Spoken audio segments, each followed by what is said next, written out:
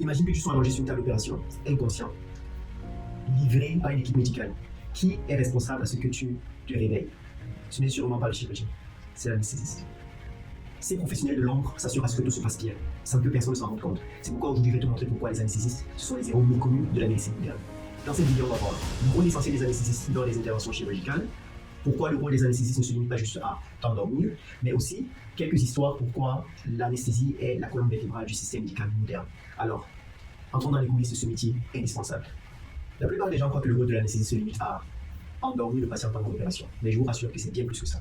En fait, ce sont les gardiens de votre vie pendant les moments critiques. Par exemple, quand vous subissez des opérations ou bien quand vous avez des urgences.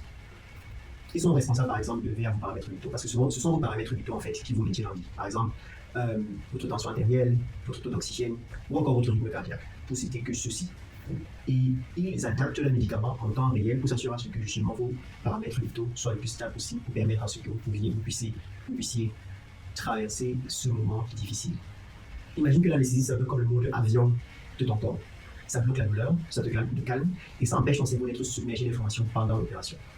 Pour trouver l'équilibre entre l'inconscience, la sécurité et le réveil en douceur, c'est un véritable art.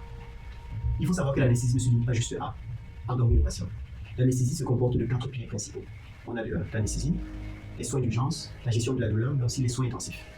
En ce qui concerne l'anesthésie, c'est exactement ce que vous pensez, endormir le patient.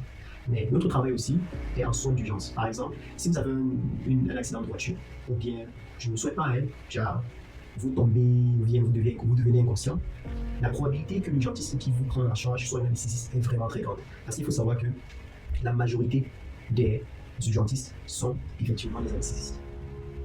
En termes de gestion de la douleur, par exemple, pour ceux qui ont des maladies chroniques, donc c'est-à-dire des douleurs chroniques, par exemple dues à des douleurs du dos depuis des années qui ne vont pas, ou bien des tumeurs, il faut savoir qu'en général, ceux qui gèrent les douleurs chroniques, en général, sont des anesthésistes. Ou bien les douleurs post-opératoires, ce sont aussi des anesthésistes.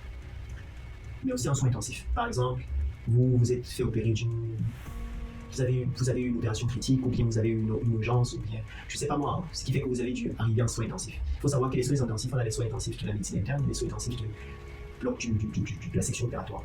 En général, les internistes, donc c'est-à-dire cardiologues, néphrologues et tout ça, eux, ils gèrent beaucoup plus les soins intensifs de la médecine interne. Mais les soins intensifs de la médecine opératoire, en général, sont les anesthésistes qui les prennent en charge. Et sans un peu de regarder les choses en plus en grand. Sans anesthésie, la médecine moderne ne serait pas ce qu'elle est aujourd'hui. Les chirurgies seraient beaucoup plus compliquées, et voire et aussi parce que beaucoup de chirurgies ont vraiment besoin d'anesthésistes. Essayez de vous faire opérer au niveau du foie sans anesthésie. J'ai vraiment envie de voir ça. La récupération post-opératoire serait beaucoup plus compliquée, beaucoup plus douloureuse. Et aussi bien les avancées technologiques que les avancées scientifiques. Elles seraient pas inexistantes, mais elles seraient un peu plus lentes. C'est comme ça. Parce que parfois, pour faire des tests, ou bien pour faire des tests expérimentaux, on a besoin de mettre les sujets sous anesthésie, à cause du risque de douleur, tout simplement.